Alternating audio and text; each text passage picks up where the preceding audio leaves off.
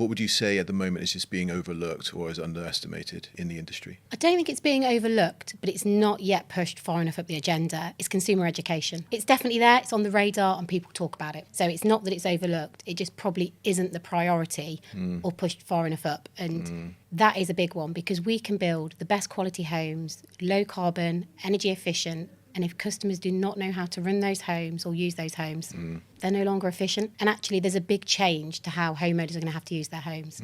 We're going more smart, so homes are more smart and more techie. We're moving away from gas boilers. So we need to educate the homeowners on what the technology they've got in their home, what it is, how to use it, how to maintain it, and make sure they get the most out of their home. What are Barratt doing in that space at the moment then to try and bridge that gap? So we've got a team that actually look at all of our consumer relations. So we do surveys, sending them out to prospectus people. We do sessions with different consumer groups. So whether that be first-time buyers, downsizers, what we call mover-uppers, so kind of upsizing in their home. Yeah. And we have different categories that we look at. So it could be, how do you feel about heat pumps in your home? Or how do you feel about modern methods of construction? Would you be comfortable with your home being built this way? And we have then consumer focus groups. And they then help us inform, actually, what is it the customer wants? Because ultimately, they're at the heart of everything we do. We have no business without our customers. So is that not backwards, though? You go into the customer and say, this is what you need, as opposed to going to them and asking them what they want. And so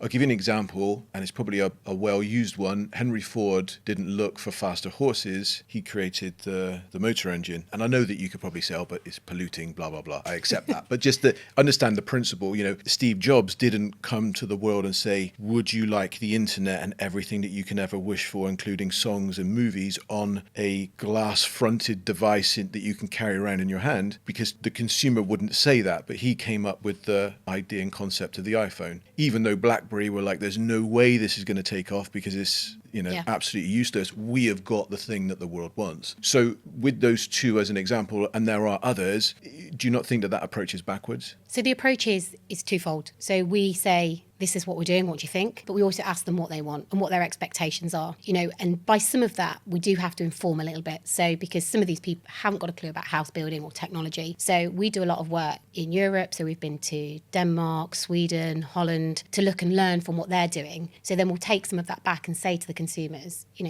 what do you think of these? One we did many years ago, actually, and it still tickles me. I went to a focus group and I was sat behind a glass panel, so they couldn't see me, but we could see them. And it was about modern methods of construction and off-site. And we showed them some different methods of construction: timber frame, steel frame, off-site manufacture, full volumetric. And then we showed them some logos of brands: IKEA, Apple, Barratt, John Lewis, and other developers, and asked them who they would trust most building in each of those categories. And for the volumetric that they deemed as flat pack, they actually said IKEA or Apple. They would rather build their house because of the brand association to delivering something that's modern, something that's considered more flat pack. And it just shows how the consumer's brain works. So we've also got a journey of giving confidence to the consumer that actually what we do and what we deliver and what we build is we know what we're doing, and you're going to get something that's quality at the end. Joe, I love that example, and I'm a bit of a geek on these types of things. Did you know that Microsoft came up with a competitor to the iPod? Did you know that? No, I didn't. Most people don't. Did you know that it actually was better than the iPod? It could store more. It was quicker. The sound quality was better. But it wasn't Apple. But no one really cared, and no one knows because it wasn't Apple. So that point that you've made about brand association is so important. It is, and I think that's why we as a business, and not just Barratt, all house builders, because we get often tarred with a bad brush, house builders. We don't build a bad house on purpose. There's always going to be problems. Nobody is perfect. But what we're trying to do is be industry leading, good quality homes that are sustainable and energy efficient for future generations.